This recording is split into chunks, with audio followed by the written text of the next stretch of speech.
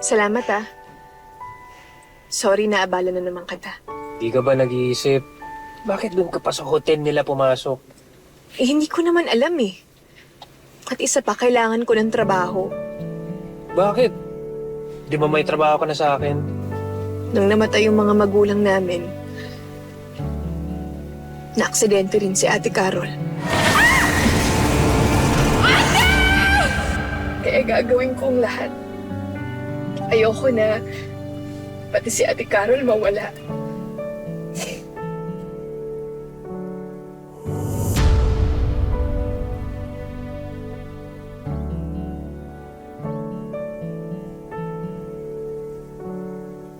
Huwag ka na umiyak. Hindi mo ako madadaan dyan.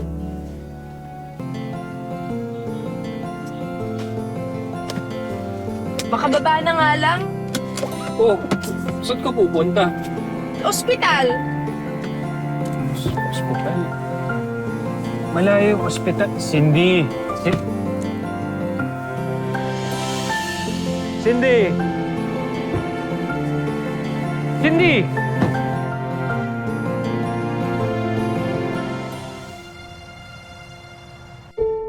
Cindy, naniningil na yung ospital.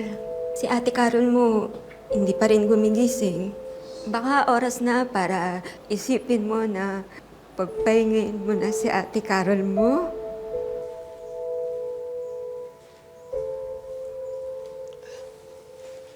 Tita.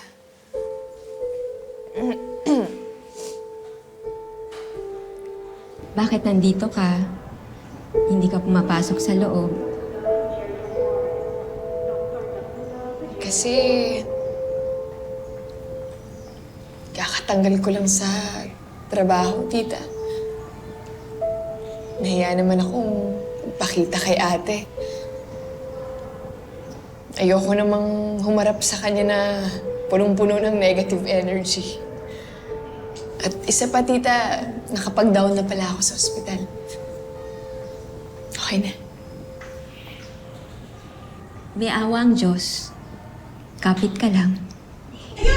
Sigurado po kayo sa'yo. Ulin Lazaro?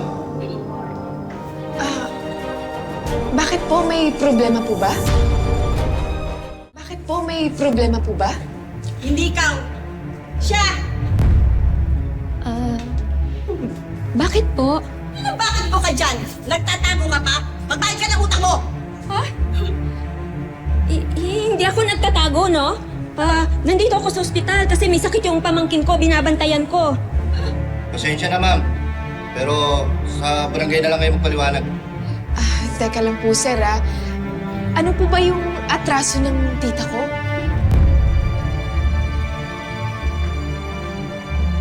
May kaso na yan! At may outstanding sa kasong estafa at bouncing checks. Estapadora yung babae niyan! Magbabayad ng cheque? Eh, talbog na pala! Ano yung kami ko? Palaro-laro ka ba sa sugalan ng amo ko? Ginawa mo pag collateral yung bahay mo? Eh, nakasanda naman pala! Tita? Cindy, Totoo ba to? Sorry na. Tita, paano mo nagawa sa amin to? Naglaro kasi ako sa ending, tapos sinuwerte ako. Naisip ko, naglaro ako sa kanila. Kasi baka madala ko yung swerte, makaipon ako para pambayad ng ospital. Gusto ko lang naman tumulong, Cindy. Kaso talo ko, natalo ko. Tara na, ma'am. Tara! na. Tara na! Sige na yan! Ayaw pa eh! Ito kailangan mo! Sino yung saan? Ayaw ka ng pagkayay! Ano sa loob nito? Isip! Tama ka!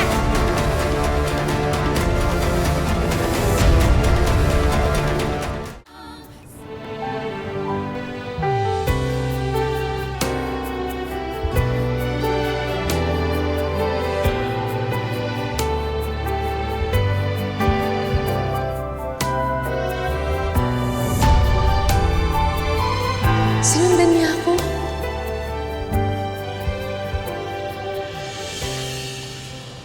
Ano ba nangyayari? Sunod-sunod kasi yung problema ko, sir, eh. Parang walang katapusan. Tapos, hindi pa ako makahanap ng maayos sa trabaho.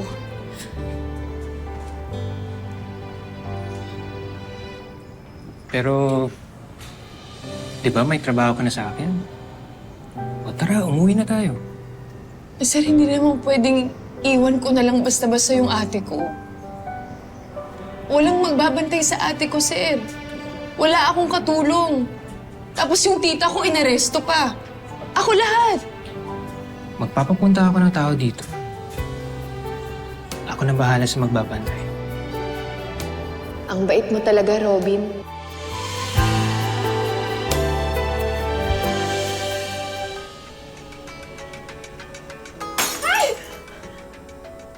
Sorry po!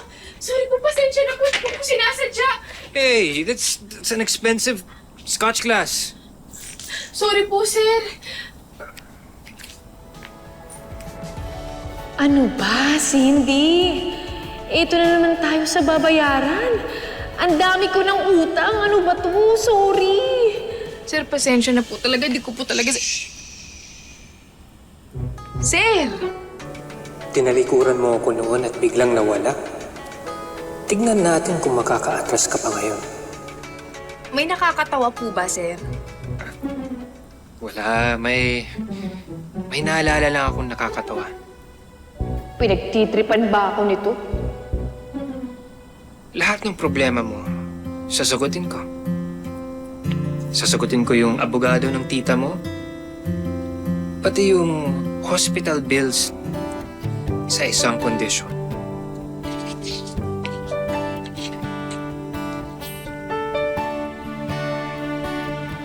Kontrata. Ano? Dito ako titira sa bahay mo?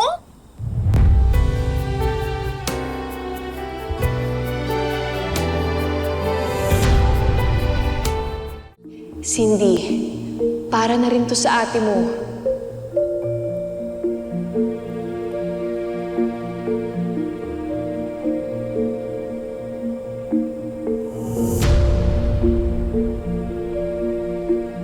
Pero kung ayaw mo, babawiin ko na lang. Sir, hindi sir!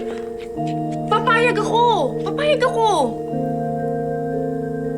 Saan ako pipirma? Saan? Dito po ba? Sir, Okay na, sir. Ano po yung unang utos niyo? Akala ko naka-move on na ako sa'yo. Hindi pa pala.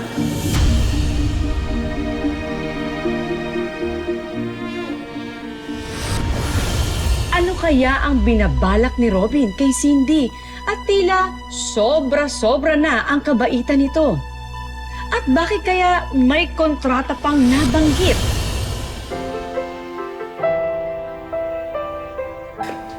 Kami ang benefactor ng designer ng boutique na to. Can you get her measurements, please? Okay, come, let's go. Sir, wala akong pambayad. Utusan ba ako dito? Bakit parang feeling ko prinsesa ako? Ano na naman kaya yung nasa isip ng lalaking ito? Let's go, ma. Sir.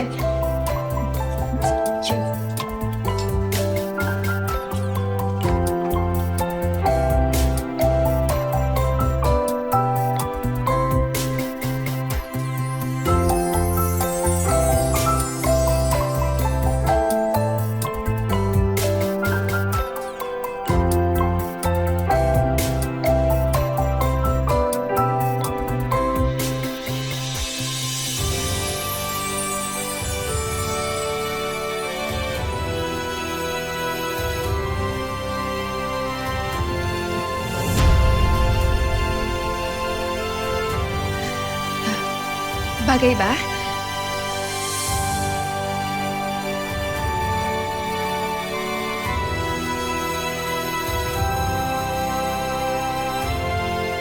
Iba ang liwanag na dala mo, Cindy. Sir, nagre-ring yung phone niyo. Sir, Yung phone mo, nagre-ring. Yeah. Oh, nga pala. Sorry, wait lang. Hi, hello? So okay na yung report ng Oceana Business Unlimited venture nila Roxanne? Okay, sige, I'll be there, alright? I'll be there. Sige. Cindy, I have to go. May meeting lang ako. Pero ito, just take this. Ito na yung pambayad, okay? Ha? Buy whatever you want.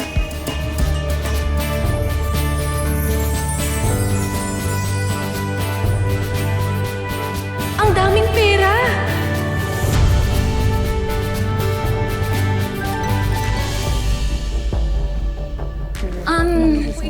Dumating na ba yung pinagawa kong dress?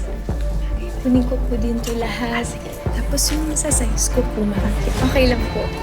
Thank you, Mama. Sobrang nagustuhan. Ikaw na naman?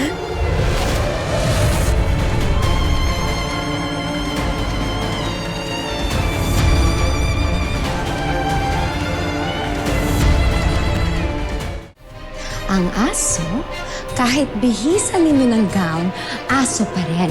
How can you let this urchin wear that dress? Sorry, ma'am. Anong gusto ninyong mangyari? Huhubaran niyo siya? O tatawagan ko ngayon ang creative designer ng fashion line ninyo para lahat kayo masasante na bukas. Roxanne, ano ba? Ha? Roxanne! What? Hubaran ninyo! Right now! I'm not kidding! Roxanne, ano ba? Ano ba? Huwag mo kong hawakan!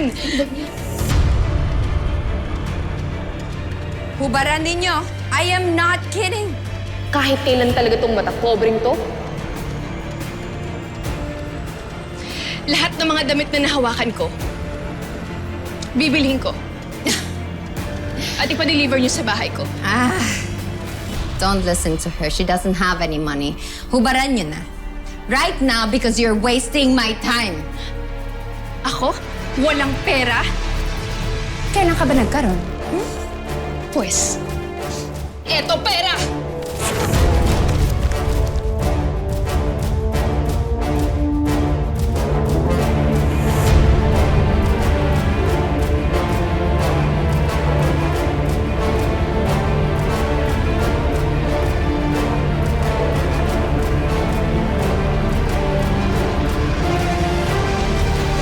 Keep the change.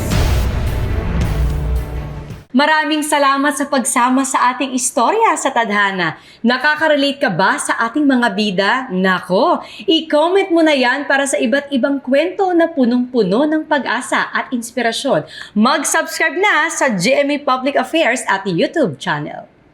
I-click na rin ang bell button para lagi kang updated sa pinakabagong storya ng Tadhana.